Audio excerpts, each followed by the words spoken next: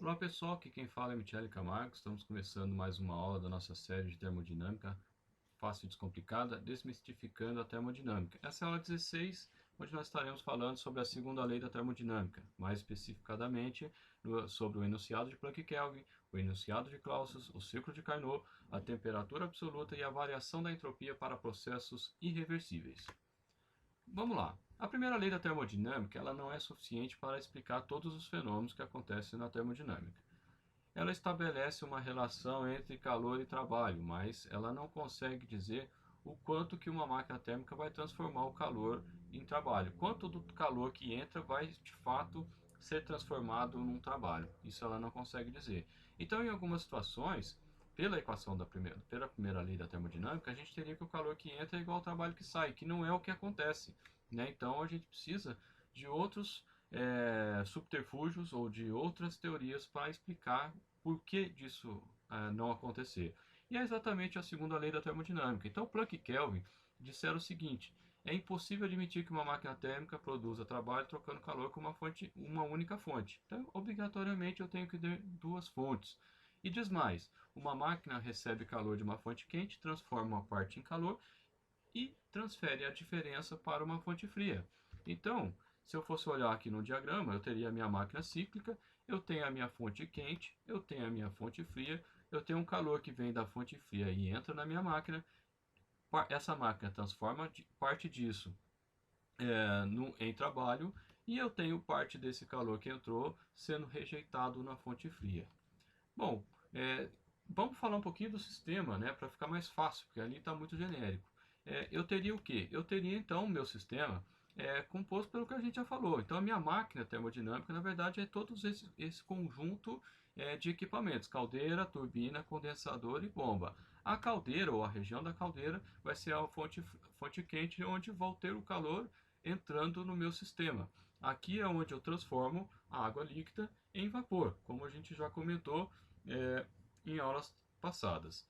Eu tenho também o condensador, que é onde eu tenho a fonte fria. Então eu tenho, se você acompanhou as aulas anteriores, então eu tenho a fonte quente, ali eu tenho a geração do vapor. Esse vapor sai, entra na turbina, a turbina transforma esse vapor, esse calor, né, que essa movimentação, né, através da movimentação das pás em trabalho e ao final, na saída da turbina, eu tenho vapor, normalmente próximo de vapor saturado, e aí sim entra no condensador e transforma esse calor, esse vapor em líquido, em água líquida, que é quando entra na bomba e aí o ciclo todo recomeça.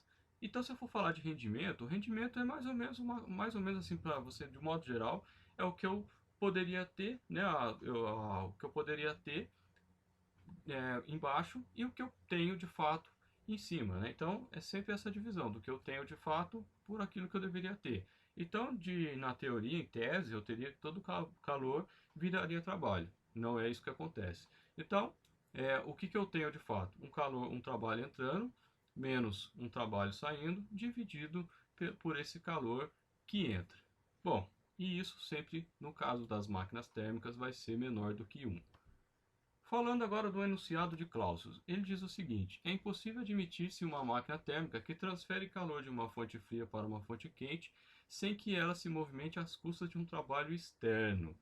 Bom, o que vem a ser isso? Em outras palavras, para ficar mais fácil de entender, o calor passa espontaneamente de uma fonte quente para uma fonte fria, mas o contrário só acontece se for gasto energia. Então, por exemplo, para que o gelo se torne água, ou seja, saia da condição de sólido para líquido, basta eu tirar o gelo, que está numa temperatura abaixo de zero, colocar no ambiente com uma temperatura acima de zero, né? Aqui no Brasil, né? Só tirar da geladeira, do congelador, e esse gelo vai ser transformado em água naturalmente. Ou seja, vai ter calor, no caso da fonte quente, que seria o ambiente, entrando no meu sistema, que é o cubo de gelo, e esse gelo vai se transformar em água. Mas o contrário, se eu quero fazer o gelo a partir da água líquida, eu tenho que colocar a água numa forminha e colocar no congelador.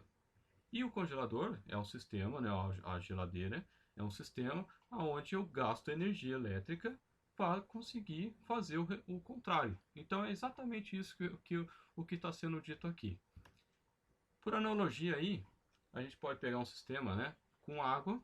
Se eu pego a caixa d'água e pego a água e abro, estou tomando banho e abro o chuveiro, a água simplesmente vai para o chuveiro e acabou. Mas para jogar a água de baixo para cima, eu gasto energia através de uma bomba. Seria uma outra analogia.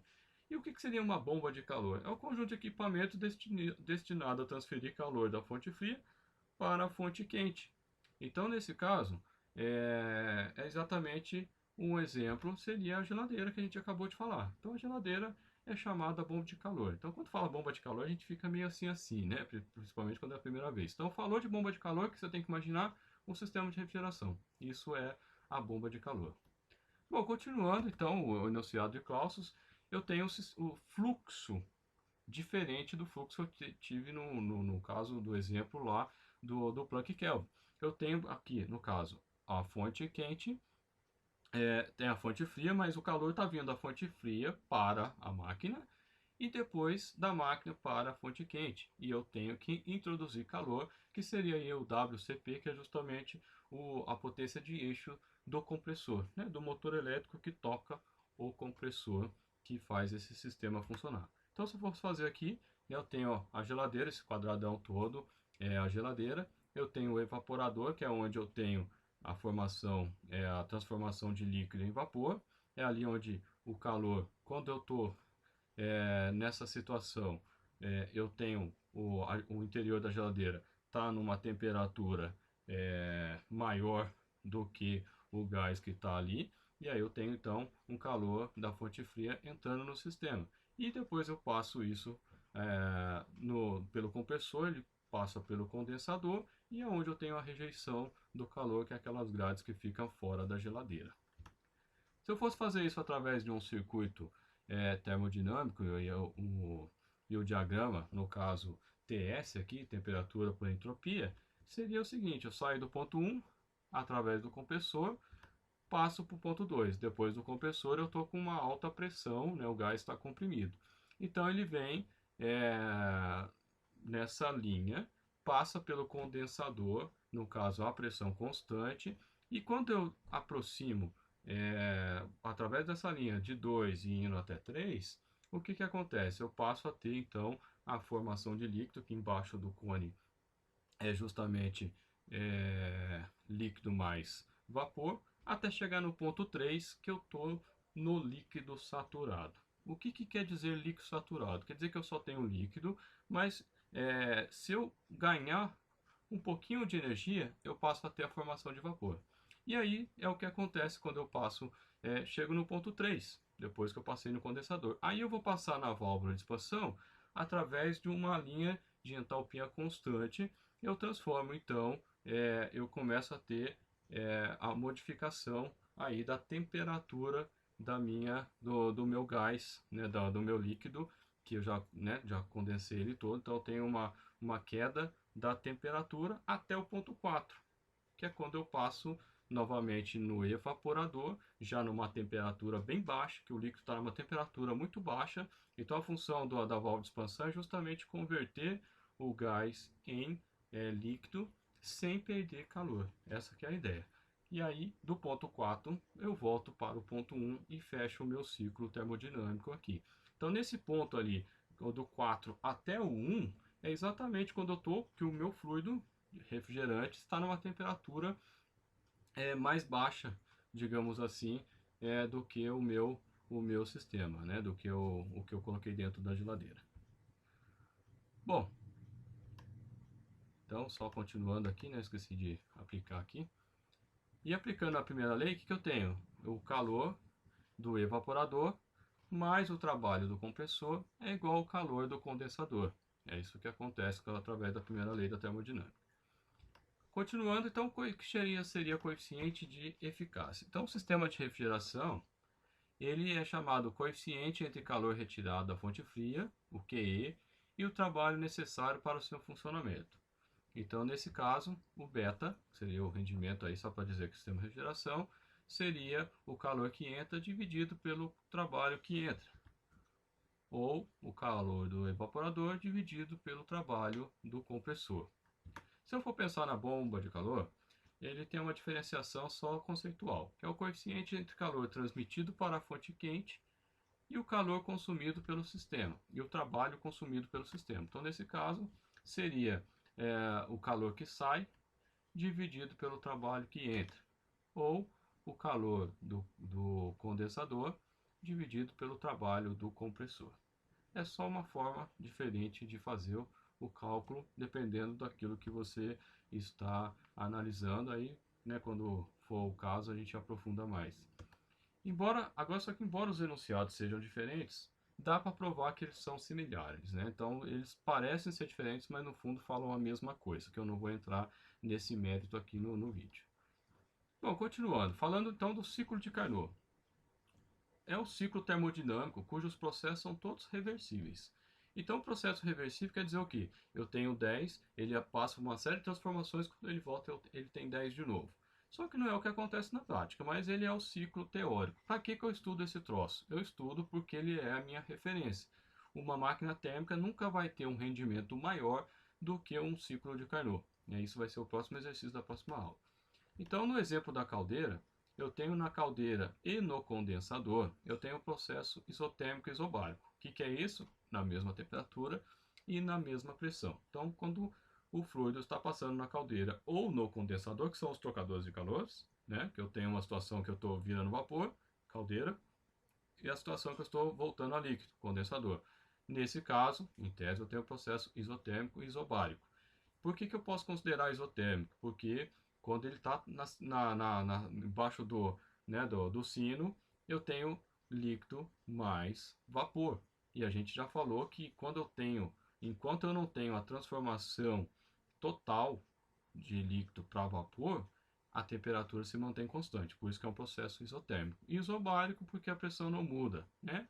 No caso do escoamento muda um pouquinho, mas a gente não vai entrar nesse detalhe aqui.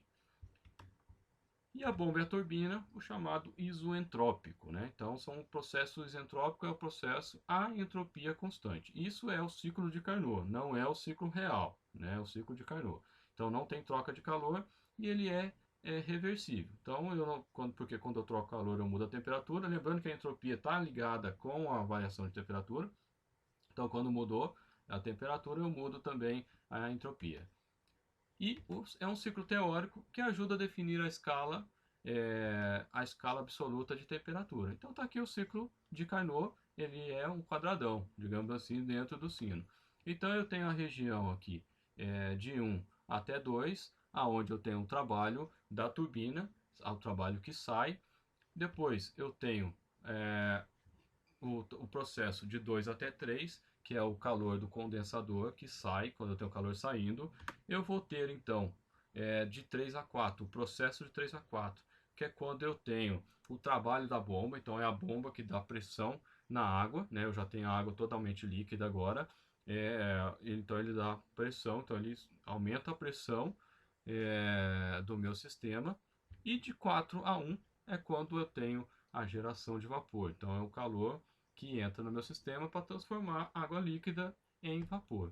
Isso seria o ciclo de Carnot dentro dessa conceituação que foi falada agora há pouco. Continuando então, né, falando um pouquinho da temperatura absoluta, né, a temperatura termodinâmica absoluta. Então a temperatura zero na escala absoluta seria o quê? Seria o limite de validade das leis termodinâmicas. A lei termodinâmica vale em que situação? Até o zero absoluto. Né? Então, pegando-se a máquina cíclica, ela recebe calor de uma fonte quente, cede calor para uma fonte fria. Então, eu vou ter um rendimento sempre menor que 100%. Sempre. Menor que 100%. Nunca vou ter uma máquina térmica. Máquina térmica, em termos de rendimento, é uma das piores máquinas que tem. 30%, 35%, 40%, e olhe lá. Então, por definição de entropia, o que a gente tem? Que a entropia é o ds igual dQt. Veja que tem uma diferenciação aqui, o ds, que seria uma derivada da entropia, com d minúsculo, e tem o ΔQ, que é o símbolo de integral parcial. né? Por quê? Porque a entropia ela varia somente em função da temperatura e a variação do calor pode variar em vários, por exemplo, o calor pode ser na região que atravessa no eixo, através do sistema no eixo X, no eixo Y, no eixo Z, por isso que seria parcial. Então é isso que você tem que ter em mente, só a diferença aqui são diferentes, por isso que está diferente, porque é diferente, mas matematicamente você tem que compreender que no caso do calor eu posso ter essas o calor total ele pode ser transferido, né, por diversas formas, por exemplo, por convecção, por condução, por radiação. Então isso também contribui aqui para ser o ΔQ e não dQ como é o ds. Mas é só um aditivo aqui, a um parêntese a esse assunto aqui. Bom, então o ΔQ, né, de integral parcial, vai ser o T ΔS, ds. Né? Então eu posso definir então a variação do calor através da temperatura e a variação da entropia. O calor trocado no condensador pode ser calculado então pela integral, fazendo a integral, né, a matemática aqui, vai ser a integral, olhando lá para o gráfico, de 2 até 3 TdS, né, da figura. Então eu tenho que o calor lá no condensador é a temperatura do condensador vezes a diferença de entropia, o S2 menos o S3.